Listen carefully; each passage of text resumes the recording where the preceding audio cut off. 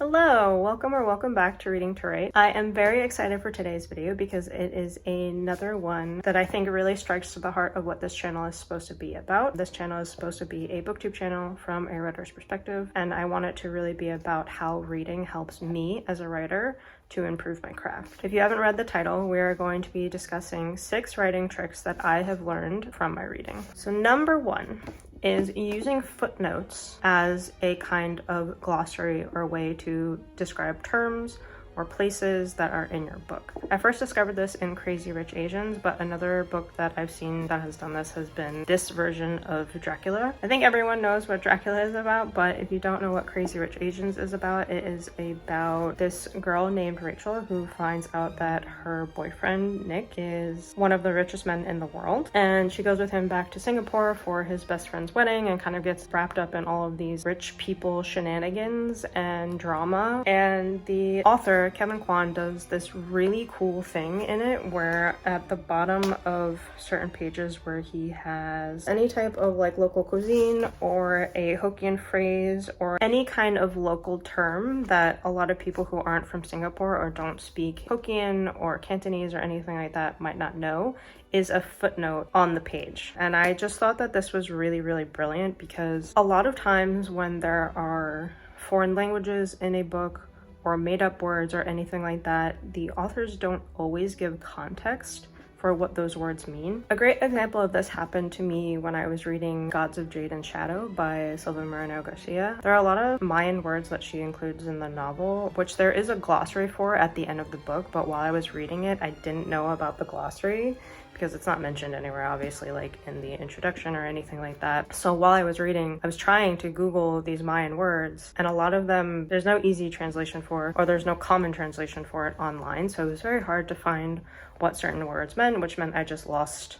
the context for whatever it was that was said, until unfortunately at the end of the book I was like, oh my god, there's a glossary back here, why didn't I check? Like, that sucks. But if you have footnotes that do this job for you, then you don't need to worry about that. And I just thought it was like a really brilliant way to keep readers engaged with the page that they're on while offering the context that they might not have for any foreign words or local colloquials. So that was really cool. Similarly, Dracula also includes old-time phrases or like historical places that maybe have changed in modern day that people wouldn't really know what they're referring to now that that particular thing is gone or something like that. So I just thought it was a really great way to keep people engaged. I will say the only drawback in Crazy Rich Asians with using the footnotes is that once a word is explained once, it is not explained again.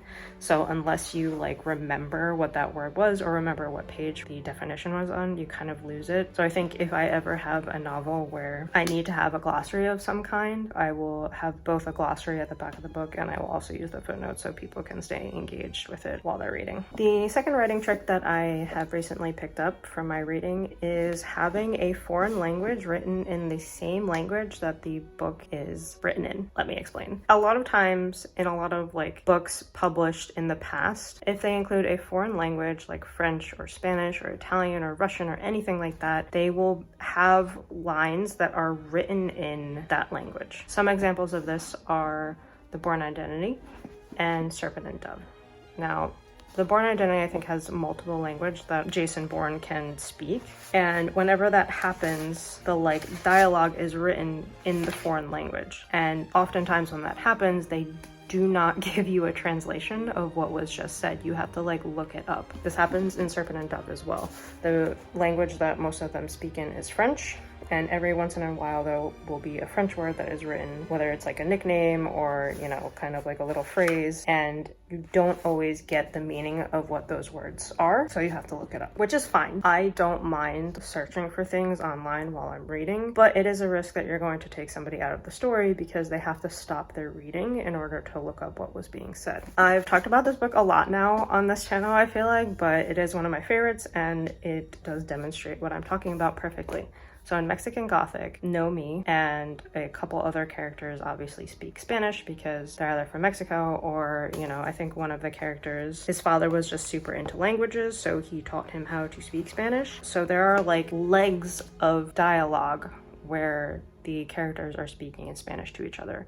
However, all of the writing in this is in English, and I'm sure all of the writing in it, if it's, you know, translated into Dutch or Russian or whatever, it will all be in that like language that you're reading the book in. And the way the author indicates that it has changed is she'll have a piece of dialogue where like the character says, speak in Spanish now, or, you know, I said to him in Spanish. So you still get the context that they're speaking in a different language, but it's all in the same language, so it doesn't pause the flow of the story at all, which I just thought was like a really brilliant way to incorporate a different language without interrupting the reading experience. The third writing trick that I will discuss, which also applies to Mexican Gothic, and I mentioned in, I think, my last video, is no matter how ridiculous a story idea sounds, if you have the right execution for it, it delivers.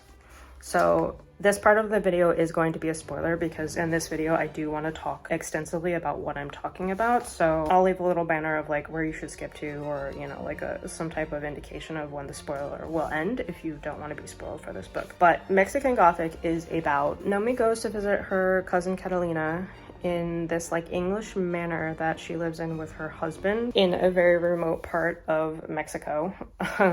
So kind of funny that this has Victorian English mansion in like the countryside of Mexico, but Catalina is sending these like erratic letters about how she's gonna die and she's in danger. And when she gets there, her cousin is like very docile and is like, I don't know what that was about. You should ignore me. And while she's there, Nomi starts to notice all of these like weird, trippy, horrifying things that are happening.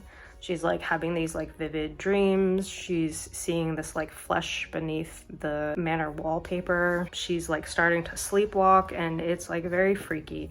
And basically there are these mushrooms that give the people who ingest them access to like this other kind of world that is like attached to the land that the manor is on. Whoever is ingesting the mushrooms kind of get these like abilities to influence anybody who is also connected to the mushrooms. So basically the family that is staying there have been consuming these mushrooms for so long that they basically can mind control Nomi and Catalina because they're newer to it and they don't understand like the influence that the mushrooms have. This sounds ridiculous, right? Like as I'm explaining it, it's like, what the fuck is this plot about? But the way that it is delivered and like the buildup of it for when the actual climax comes, where you find out what all of these like weird freaky things are all about, and then the end stretch of the climax to like how Nomi realizes how she can take control of this other kind of world and the power that it has to save the day, is just like brilliantly done. I thought that this book was really, really good,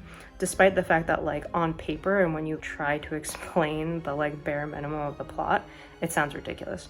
And I also think the way the mushrooms are used and like this old English family is like a really good metaphor for how insidious and how invasive racism is. But that was just my take on it. This book is a great study and really like showed me how powerful good execution is in delivering like basically any type of story idea. The fourth thing that I have learned from reading a lot is what a good balance of everything looks like within a novel. The world building, showing versus telling, delivering character emotions and intentions versus like telling you exactly what it is they want. So, you know, going back to like show versus tell, when to have action scenes and when to pull off to like give the characters room to have like, you know, an emotional moment, etc., etc. There are a lot of books that do this, obviously, but I think one that stood out to me, and is again a book that I have talked about a lot because it is one of my favorites, is Perdition. As I mentioned in my last video, this is the only book that I've ever read twice, so it's probably the story that I am the most familiar with as far as a book goes. And I just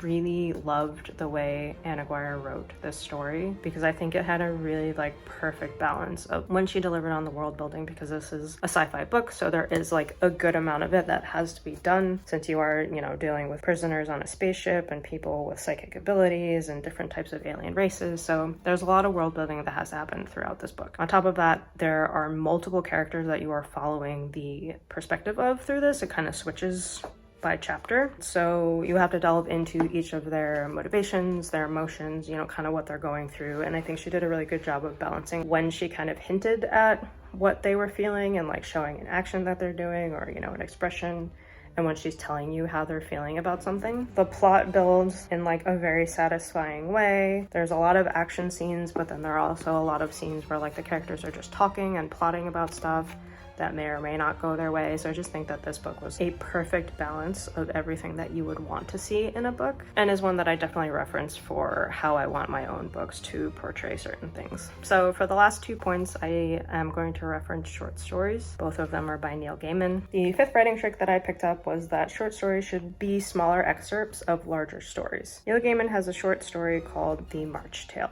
And The March Tale is basically about a mother and a daughter.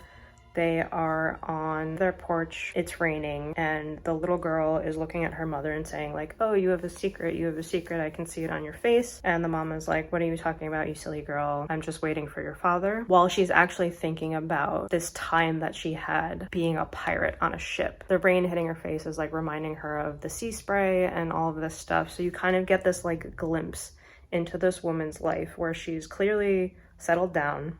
She's waiting for the father of her child to arrive home, but she had this past that she's very nostalgic over and reminiscing over. And it's just this like snapshot of the life, which Neil Gaiman said it could either be the beginning of a story where maybe some messenger is going to come home instead of the father to deliver bad news, or maybe the father is going to come home but he's going to bring a problem home, or maybe it's the end of a story where the rest of the story leading up to this was the woman who was on these pirate escapades. So making a short story kind of an excerpt from a larger story is a good way to like entice readers to want more from your writing. And I just thought that that was a brilliant way to look at a short story, is like thinking of it as like just one piece that you're looking at from a larger narrative. I don't think you have to do it with all short stories, but I really like took to heart that theology behind creating a short story. The 6th writing trick that I learned, again pertaining to short stories, is that short stories should take an idea and look at it from a different perspective. This is another Neil Gaiman short story that I picked this up in. It's called The October Tale.